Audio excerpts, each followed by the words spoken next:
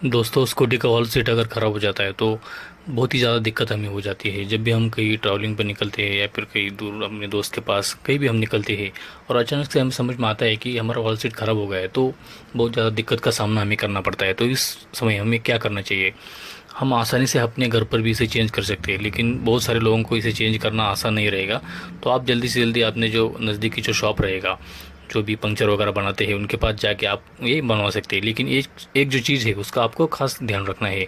वो लोग क्या करते हैं, बहुत ज़्यादा आपसे पैसे ले सकते हैं, क्योंकि आप देखेंगे एक वॉल सीट जो होता है बहुत ही छोटी चीज़ होती है। और ये नहीं कहता कि छोटी चीज़ होती है तो मतलब महंगी नहीं होगी। हाँ दोस्तों, मैं आपको बता देता हूँ, कम से कम एक 10-15 रुपए की ये चीज़ होती है, ज़्यादा महंगी नहीं होती है। अगर उनकी मेहनत भी लगेंगी ना इसके, तो उसके चार्जेस हम पकड़ के चलिए, और 50 रुपये चार्जेस उनके हो सकते हैं। और ज़्यादा से ज़्यादा आपको उनको 100 रुपये देने हैं, और 100 रुपये दे के आप अपना काम यहाँ से निकाल सकते हैं। आप देखेंगे कि बहुत ही छोटी चीज़ होती है, इसे बनाना भी बहुत ही आसान होता है। मतलब एक छोटी सी ऐसी नोकीली चीज़ होती है, जैसे टायर में उसको टायर को ओपन करके डायरेक्टली उसे फिट कर देना है, और उसके जो नट है उसको टाइट करके डायरेक्टली उस पर हवा भर देते हैं, तो बहुत ही ईजी हो जाता है।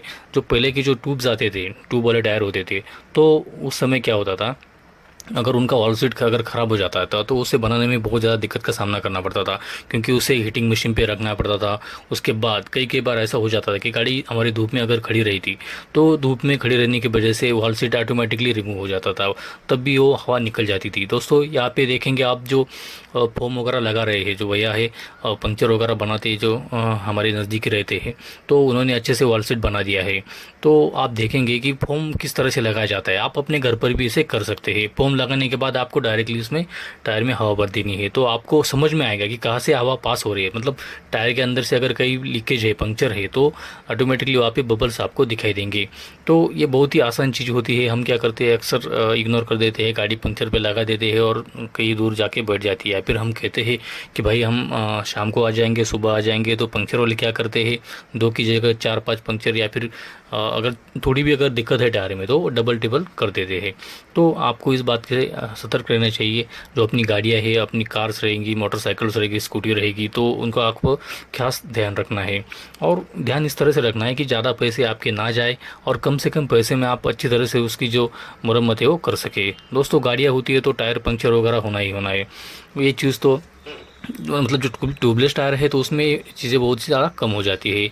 आप देखेंगे कि झाग की मदद से जो पंक्चर है उसको ढूंढना बहुत ही आसान होता है। तो पहले के ज़माने में ऐसा नहीं होता था। उसको उस टाइम क्या होता था, गाड़ी का पूरा टायर रिमूव करना पड़ता था। उसके बाद जो पूरी ट्यूब है, उसके अंदर ट्यूब होती थी, ट्यूब को एक पानी के अंदर डालना पड़ता था, तो उसके बाद पंक्चर निकल के आता था।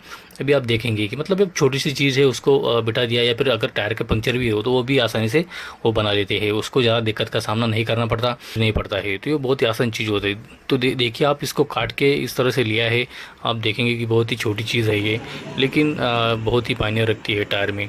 अगर आपके टायर किस कौन सी भी कंपनी का रहने दो, उसकी क्वालिटी के हिसाब से उसका जो वॉल है वो होता ही होता है। मतलब अगर उसमें कहीं पर भी थोड़ा सा भी जंग वगैरह लग जाए या फिर लीकेज का कुछ इशू हो जाए, तो वो ख़राब हो जाता है, तो उसको आपको रिप्लेस करना ही करना पड़ता है। तो दोस्तों, मिलते हैं ऐसे ही ज़बरदस्त अगले वीडियो में। तब तक अपना ख्याल रखिएगा। Bye bye.